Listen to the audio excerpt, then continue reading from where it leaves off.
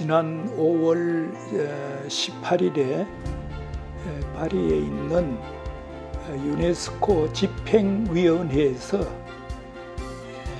한국의 동학 농민혁명 기록물과 함께 4.19 혁명 기록물을 유네스코 세계 기록 유산으로 이렇게 지정을 했습니다. 우리가 제출한 것은 약 185종의 문건을 제출했습니다. 거기에는 동학농민혁명군이 작성한 30건의 문건이 있습니다. 거기에는 물론 전봉준 장군의 기록도 포함이 되어 있습니다. 민보군이라고 해서 당시 동학농민혁명과 대척점에 있었던 민간인들이 있었습니다. 이분들의 기록이라든지 아니면 뒷날 동학농민혁명이 어땠다 하고 민간에서 기록한 것, 이게 33건입니다. 그리고 122건은 당시 우리 정부에서 작성한 그런 기록들입니다. 봉건사회에서 그런 기록을 남겼다는 것 자체가 대단히 역사적으로 중요한 의미를 갖고 있습니다. 동학농민혁명 기록물이 유네스코 세계기록유산으로 등재되었다는 것은 세계가 인정하는 한국사의 빛나는 쾌거요, 우리 후손들에게 전수시켜야 할 대단히 중요한 보물이라고 생각합니다. 전봉주 공초는 이제 잘 알려지다시피 동학농민군 최고 지도자인 전봉주 장군이 그 신문을 받은 역사 기록입니다. 여기는 이제 전봉주 장군이 고부 농민봉기를 일으키기 시작해서 동학농민혁명이 이제 제2차 봉기로 가서 반일 민족 투쟁으로 발전하는 과정, 그리고 농민군의 좌절, 이런 과정들이 이제 상세하게 적혀 있습니다.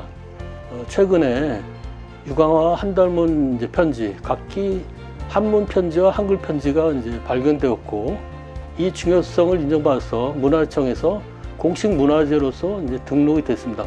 특히 유광화 편지에 보면은 나라가 환란에 처하면 백성도 근심해야 한다는 굉장히 이제 중요한 메시지를 제공했고, 그 역시 열심히 동학농민군을 참여하다가 결국 젊은 나이에 사망하게 되는 그런 이제 내용들이 섞여 있습니다. 기념재단은 2015년 6월 동학농민혁명 기록물 등재 추진위원회를 구성했습니다. 그래서 2017년에 신청서를 제출했으나 유네스코가 4년간 신규 등재를 중단합니다. 그래서 기다려야 했지요. 2023년 5월 18일 프랑스 파리에서 열린 제216차 유네스코 집행이사회가 마침내 등재를 확정합니다. 이것은 동학농민혁명 기록물의 세계성을 인정받은 것입니다.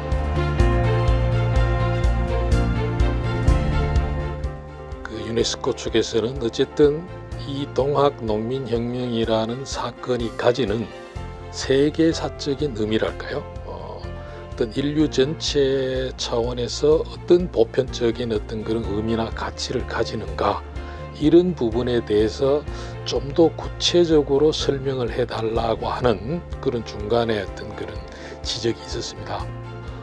새롭게 좀 이렇게 수정 보완하는 그런 어떤 과정이 있었습니다. 그 과정에서 특히 동학농민혁명 또 동학농민군이 보여줬던 그 인류 보편적인 차원에서의 의미 같은 것들을 새롭게 좀 구체화시켜서 정리를 했었는데요.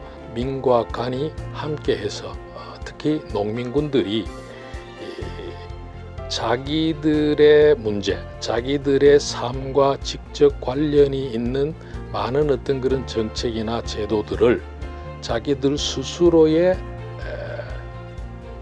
힘에 의해서 또 그들의 손에 의해서 그 그것을 바로잡고 새로 만들어 나간다라는 것은 사실은 민주주의라는 것과 관련해서도 굉장히 중요한 의미를 가지는 것이기 때문에 그런 점들을 특히 강조를 해서 유네스코에 새롭게 이제 신청서를 올렸습니다.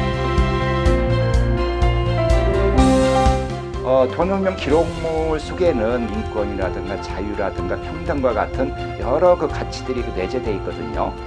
그런 가치를 기반으로 해서 그 예술인들과 그 협업해가지고 다양한 어떤 이 형태의 그 예술 콘텐츠가 만들어지면은 그 많은 사람들이 좀 더 감동적으로 돈혁명 기록물을 공감하고 즐기면서 그 가치를 향유할 수 있지 않을까 생각이 듭니다.